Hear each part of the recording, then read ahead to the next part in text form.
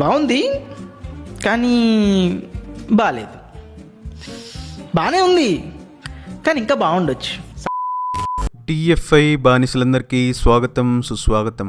నేను మీ Appalaraju and welcome to our channel POV of Appalaraju. ఇప్పుడే the girlfriend cinema lecture చూసి వస్తున్నాను. మరి ఆ లెక్చర్ ఎలా ఉందంటే బాగుంది, కానీ నాకు కొన్ని పాయింట్స్ నచ్చలేదు. ఈ సినిమాలో డైరెక్టర్ చెప్పాలనుకున్న పాయింట్ కానీ వాళ్ళు లాస్ట్లో ఇచ్చిన మెసేజ్ కానీ ఇదంతా బాగానే ఉంది. కానీ ఆ మెసేజ్ ని డైరెక్ట్ గా క్లాస్ పీక్తున్నట్టు కాకుండా కొంచెం స్టోరీలో బ్లెండ్ అయ్యి న్యాచురల్ గా వచ్చుంటే బాగుండేది అనేది నా ఒపీనియన్. నిజంగా అలా తీసుంటే సినిమా ఒక గ్రేట్ ఫిల్మ్ అయ్యేది. But it was let down to an okayish film.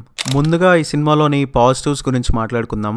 I really like the actors performances. ముఖ్యంగా ఈ సినిమా మెయిన్ లీడ్స్ అయిన రష్మిక అండ్ దీక్షిత్ శెట్టి వీళ్ళిద్దరూ చాలా బాగా చేశారు. అండ్ వాళ్ళిద్దరి మధ్య ఆ కెమిస్ట్రీ కానీ ఆ డ్రామా కానీ చాలా మంచిగా వర్క్ అయింది. మెయిన్ గా సినిమాలో మిర్రర్ ని చూస్తూ యాక్ట్ చేసే సీన్ ఒకటి ఉంటుంది. ఆ సీన్ లో రష్మిక పర్ఫార్మెన్స్ మాత్రం ఎక్స్ట్రాడినరీగా ఉంది. అండ్ దీక్షిత్ కూడా విక్రమ్ అనే క్యారెక్టర్ ని చాలా న్యాచురల్ గా పోర్ట్రే చేశాడు. ఎంతలా అంటే తను చూస్తున్న ప్రతిసారి మనకు వెంటనే ఇరిటేషన్ వచ్చేస్తూ ఉంటుంది. And remaining cast like Anu Emmanuel and Rao Ramesh వీళ్ళంతా కూడా చాలా బాగా చేశారు. అండ్ ఈ సినిమాలోని బ్యాక్గ్రౌండ్ మ్యూజిక్ కూడా నాకు నచ్చింది. అండ్ నాకు సినిమా మొత్తానికి క్లైమాక్స్ చాలా హైలైట్ గా అనిపించింది. లాస్ట్ 20 minutes లో మనం సినిమా మొత్తం దేనికోసమైతే వెయిట్ చేస్తామో ఆ మూమెంట్ వస్తుంది. అండ్ అక్కడ బ్యాక్గ్రౌండ్ మ్యూజిక్ కానీ మన రష్మిక పర్ఫార్మెన్స్ కానీ ఇవన్నీ చాలా బ్రిలియంట్ గా ఉన్నాయి. ఇంకా ఈ సినిమాలోని నెగిటివ్స్ గురించి మాట్లాడుకుందాం. మెయిన్ గా నాకు ఈ సినిమాలోని రైటింగ్ నచ్చలేదు.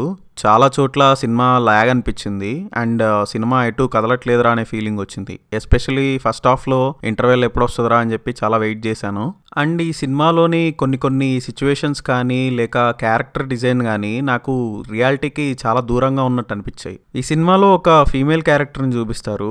ఆమె బిహేవ్ చేసే విధానం కానీ మనం చూస్తే అరే ఇంతలా ఎవరుంటారా అనే ఫీలింగ్ వస్తుంది. అలాంటి అన్రియలిస్టిక్ థింగ్స్ అండ్ క్యారెక్టర్స్ సినిమాలో చాలా ఉన్నాయి. ఎలా అంటే ఇప్పుడు హీరోయిన్ ని చాలా టార్చర్ చేస్తూ ఉంటాడు. ఒక అమ్మాయిని అంతలా హెరాస్ చేస్తుంటే చుట్టూ చూసే వాళ్ళు ఎవరు పెద్దగా రియాక్ట్ అవరు. అండ్ దాన్ని అడ్డుకోవడానికి కాలేజ్ మేనేజ్మెంట్ కూడా ఎవరు ఉండరు. అండ్ సినిమాలో అమ్మాయిలు అబ్బాయిలు గర్ల్స్ హాస్టల్ బాయ్స్ హాస్టల్లో ఒకరికొకరు ఈజీగా వెళ్ళిపోతుంటారు. అలా ఏ కాలేజ్ అలా చేస్తుందో నాకు ఇప్పటికీ తెలీదు. ఎంత పెద్ద పీజీ కాలేజ్లో అయినా మరి అంత ఫ్రీడమ్ ని నేను ఎక్కడా చూడలేదు, వినలేదు. అండ్ ఈ సినిమాలో నాకు బిగ్గెస్ట్ ప్రాబ్లం ఏంటంటే సినిమాలోని మేల్ క్యారెక్టర్స్ అందరినీ చాలా టాక్సిక్ గా చూపించారు. అంటే సినిమాలో హీరో గానీ హీరోయిన్ వాళ్ళ నాన్న గానీ హీరోకి ఉన్న ఫ్రెండ్స్ కానీ ఇలా ప్రతి ఒక్కళ్ళు టాక్సిక్కే ఉంటారు ఎక్సెప్ట్ రాహుల్ రవీంద్రన్ గారి క్యారెక్టర్. సినిమాలో ఆయన క్యారెక్టర్ మాత్రమే అమ్మాయిలకి సపోర్ట్ ఇస్తూ ఉంటది. అండ్ ఆయన చెప్పే ప్రతి డైలాగ్ కూడా మనకు ఏదో లెక్చర్ లా ఉంటది. దానివల్ల సినిమాలో బ్యాలెన్స్ తప్పినట్టుగా నాకు అనిపించింది.